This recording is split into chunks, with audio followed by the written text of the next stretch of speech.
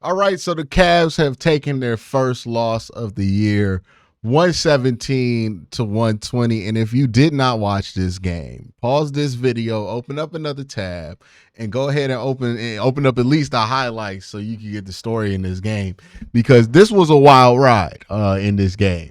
The Boston Celtics came out of this game in the second and third quarter with a flamethrower from three.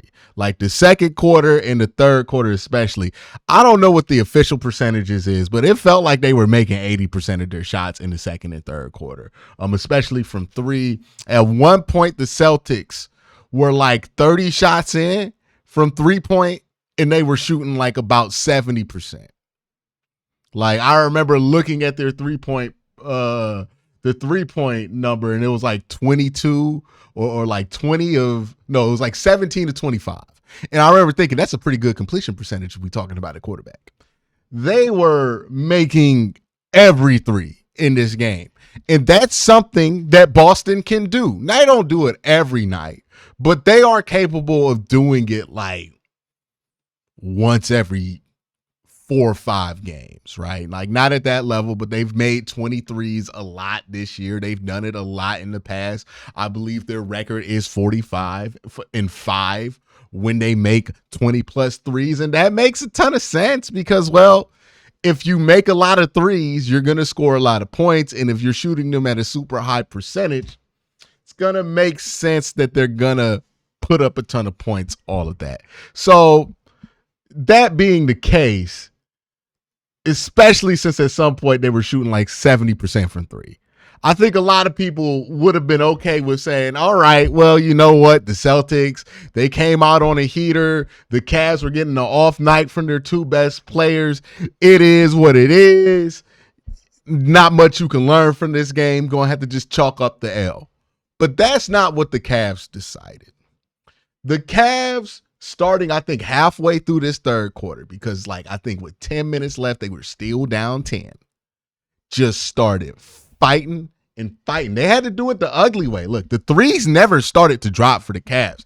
They came back from 20 and they did it without making a ton of threes.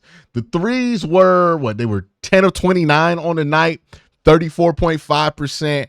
They usually shoot about 42, so they were 8% underwater from three the whole game. It never really got that much better. I think Craig Porter came in, made some clutch threes. He was 3 for 3 on the night. But really, a lot of this production for the Cavs just happened with like hustle and muscle buckets, right?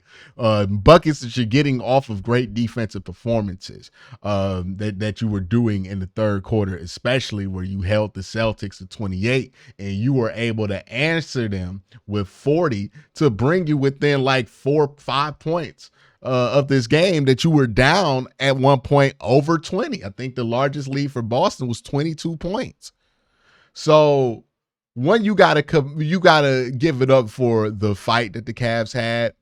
A lot of teams would have saw what happened and folded and not fought and not made things interesting. The Cavs did. Again, the Celtics are without Kristaps. I think that's something that you have to mention. But the Cavs are also without Karis LeVert, one of their most important bench players, Isaac Okoro, one of their most important defenders, and Dean Wade, a little bit of both there, right? A good bench player, a good defender would have definitely been useful in this game where you had to play George Niang a ton of minutes. So that being said, how do I take this loss? What did I learn from this loss? One, I think this Cavs team has heart. Like they have that heart. I remember the feeling after that Knicks series was you felt like this team didn't have fight in them, right? Like they faced that adversity and they did not have it in them to fight back from that adversity. Cavs go down for 20 points, 20 plus points. They have the adversity, the tenacity in them to fight back, and they did it the hard way. Right, the Cavs fought back into this game the hard way because they were shooting like 30% from the floor in the first half. They ended the game at 49%. They made a ton of just tough muscle buckets. Donovan Mitchell got going inside the arc. He never got it going from behind the 3-point line. Nobody did. Donovan Mitchell was 3 of 11 from 3. Darius Garland was 0 for 6. Evan Mobley was 1 of 3. That's not bad for Evan. Sam got it going a little bit. He was 2 for 3, and Craig Porter was 3 for 3, and George Niang did make a crazy 3 in this game. But a lot of these buckets, they got the hard way. Also, proud of how the bench showed up in this game. You got 36 points from a very depleted bench. You had 3 players play on this Cavaliers bench. You were able to get 35 points, and that really helped make up for Darius Garland just not having a great night offensively or even defensively, right? Like, he just struggled. I think he even struggled to facilitate. He looked tired. And I think somebody in chat brought it up, and I think it's a fair point to make. Darius Garland has probably been playing the most minutes out of anybody on this Cavs team because he hasn't missed a single game so far, and he looked tired. Like, I know a lot of people love to, when Darius struggles, to kind of also run and go all the way with it, but Darius has been playing so well over this last year and just honestly over the last couple of weeks that I'm not about to sit here and act like this one bad game he's had this season is like emblematic of who he is or what he does in big games, because this is somebody who did show up for you in other big games that you played this year, and not just in other big games, but somebody who was showing up in the fourth quarter. I mean, if he doesn't, like, I saw some people talking about he's not a big game player, but I mean, he had 27 and 6 versus the Golden State Warriors. Was that not a big game? I hate how anytime Darius struggles, people just kind of go and get the green light to say all kind of crazy stuff, but he's coming off of 25 and 6, 29 and 9, and then 25 and 12. Yes, he had an off night, but I'm not about to sit here and act like that's regular for Darius Garland when he's been putting up 20 plus points since the Golden State game, pretty much on a consistent and very efficient basis. So he had an off night. It is what it is. I expect Darius to bounce back. It's not like he got hurt in this game, so I think he will bounce back and be fine from this. Donovan, look, he struggled shooting the ball too, right? I think everybody in the starting lineup struggled shooting the ball for this Cavs team. But Donovan struggled shooting the ball. Darius struggled shooting the ball. And that ended up being the difference because Jason Tatum was lights out tonight. 6 of 10 from 3, 11 of 22. You got to tip your hat. Like, the Celtics are a very good team, and they hooped. Like, straight up. 33, 12, and 7 from Jason Tatum. That's a tough combo to stop. And he did George Niang nasty. Oh, my God, he did George Niang nasty in this game. 20 points for Al Horford. Al Horford seems to always kill the Cavs. Like, he just always makes a giant amount of threes versus the Cavs. That trend continued today. He was 4-5 from 3. Al Horford. And again, Al Horford shoots threes. I'm not saying he doesn't, but man, Al Horford always puts on his best stuff. Had 3 blocks in this game. He's like 45 years old. He's the Calais Campbell of the NBA. He's just still hooping. I can't explain it. Drew Holiday was shooting well from 3 too. 3 for 4. Derek White was killing us. 4 of 7 from 3, 7 of 12 on the floor here. Was playing really good defense. Jaylen Brown, I thought they did a decent job on Jaylen Brown. Jaylen wasn't really hooping that much against you. But yeah, I mean, the Boston Celtics, they are right now the best team in the NBA. The Cavs right now have the best record in the NBA. And Boston played at their best in this game. They were at home. It's not crazy to think that they would play better in this game. The Cavs on the road did not play their best game.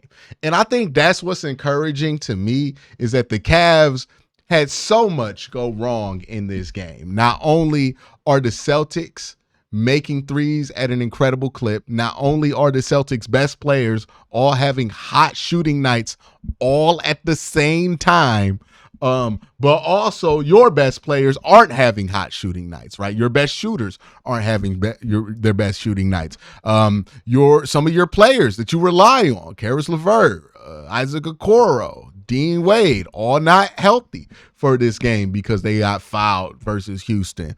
I'm not Houston, the Hornets. And still, despite all of that adversity, despite going down more than 20 points in this game, the Cavs still found a way to chip back into it. And that's different. That's what makes me feel like, okay, yeah, they didn't win. They didn't pass the test on the win-loss record standpoint, but they did pass the test when it comes to, does this team have that thing in them, right? That dog in them to do what they need to do to fight back. And I think that third quarter versus the Celtics, if you're the Cavs walking out of this, you're thinking, man, the Celtics, even on their best night, they're beatable. Like, if you're the Cavs, you have to think that. You went up, they shot their best, they'd had one of their 20-plus three-point games, and you almost got them. I think that will raise the confidence in some of these players, and I think that's what I take away from this game. So, am I upset that the Cavs aren't going to get to 16-0? Yes, but we never thought the Cavs were going to go undefeated 82-0 or anything like that. We knew a loss was going to come at some point. The question was, how will they look against some of the best competition the NBA has to offer? Well, they blew out Golden State. They beat the Lakers, and then they barely lost to the Boston Celtics on a night where the Boston Celtics looked like they were on a historic shooting spree. To me, this feels like a team that belongs up there with all those other teams, right? I think the Cavs have at least earned their rightful place in the conversation as one of those teams you have to take seriously. Now, they'll have more to prove and more games that can put them on the map as the season goes on. People are going to be checking for Cleveland all year long, right? And hopefully you get healthy or you win some more big games and you continue to be up there with your record. But as of right now, I feel good about where they're at. Don't love that they didn't win, but if you look at this from a regular season game standpoint, okay, you got what you needed. And if you look at this from an in-season tournament standpoint, this was big that they were able to cut that lead from 22 because of the point differential, right? Like getting that game within 3. So now your point differential is now plus 15. It allows you to be eligible for these tiebreakers if the Atlanta Hawks lose a game or if you get into the wild card when it comes to the play-in. So another thing big here for the Cavs is that they're going to get some rest now after this Boston game and after this New Orleans game, right? After they play New Orleans tomorrow, so they get Boston, New Orleans on a back-to-back, and hopefully they can beat New Orleans. They're probably going to have to play with maybe without Donovan Mitchell, maybe with him, but they're probably going to have to play without some guys who did play in this game.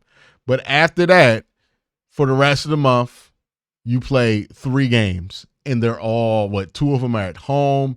You get some rest between nights, and the Cavs definitely need that rest. So I think that will be a good thing for the Cavs, especially, is that they're going to get that rest. They're going to be able to kind of get healthy with a couple of extra days here because they definitely need to get healthy. That's my takeaway from this. Let me know what your takeaways are. Y'all have a great day. Have a better night.